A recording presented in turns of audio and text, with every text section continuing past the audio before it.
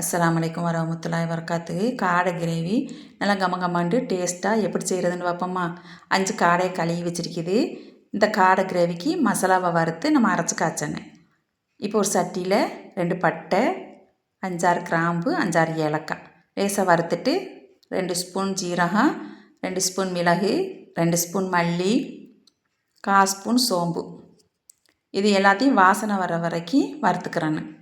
மசாலா கருகிடக்கூடாது, தீயை சிம்மில் வச்சுக்கிறேன்னு. நல்லா வறுக்கையிலேயே வாசமாக இருக்கும். ஒரு 10-15 முந்திரியா பருப்பு, இது எல்லாத்தையும் வறுத்துக்கிறேன்னு. இப்போ வறுத்துருச்சு. இதை ஒரு தட்டில் கொட்டி நம்ம ஆற வச்சுக்கிறேன்னு. நல்லா ஆறினதுக்கப்புறம் தான் நம்ம அரைக்கணும்.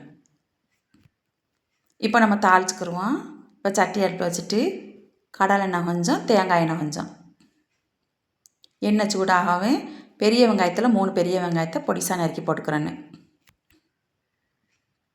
கருவேப்பிலையும் போட்டு நல்லா செவக்க வதக்கிறேன்னு. இப்போ வெங்காயம் வதங்குறதுக்குள்ளாக நம்ம மசாலாவை அரைச்சிக்கிடுவோம். மசாலா நல்லா ஆறிடுச்சு. இப்போ மிக்ஸி ஜாரில் போட்டு அரைச்சிக்கிறேன். நைஸாக அரையாது, லேசாக கொரகொரப்பாக இருக்கும். இந்த மாதிரி இருக்கும். இப்போ அரைச்சாச்சு. இப்போ வெங்காயம் நல்லா வதங்கிடுச்சு. தக்காளி பழத்தில் பெரிய தக்காளியில் 2, இதையும் நல்லா வதக்கிட்டு காஷ்மீர் மிளகாய் தூளில் 1 ஸ்பூனு, இஞ்சி பூண்டு பேஸ்ட்டு 1 ஸ்பூன், இது எல்லாமே நல்லா வதங்கிடணும். பச்சை மிளகா நம்ம காரத்துக்கு தக்கன போட்டுக்கிடலாம். ரம்ப இலை 2, இதையும் போட்டு வதக்கிட்டு எல்லாம் நல்லா வதங்கவும் காடை அள்ளி போட்டு நம்ம தேவையான அளவு உப்பு போட்டு நல்லா கிளறி விட்டு ஒரு 5 நிமிஷம் மூடி வச்சிடணும். தீ சிம்மிலையே இருக்கணும், இல்லைன்னா அடி பிடிச்சிரும். இப்போ 5 நிமிஷம் ஆயிடுச்சு. இப்போ நம்ம அரைச்சி வச்சுருக்கிற மசாலாவை போட்டு தேவையான அளவு தண்ணி ஊற்றி நல்லா கிளறி விட்டு நம்ம வேக வச்சுக்கிறணும். இது கொஞ்சம் பெரிய காடையினால வேக லேட்டாகும்.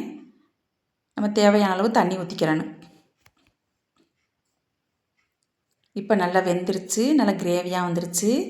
நல்லா கிளறி விட்டு நம்ம மல்லி இலையை போட்டு அடுப்பை ஆஃப் பண்ணிடணும். காடை கிரேவி ரெடி. சூப்பராக இருக்கும். செஞ்சு பாருங்க. செய்து பார்த்துட்டு எப்படி இருக்குதுன்னு சொல்லுங்கள்.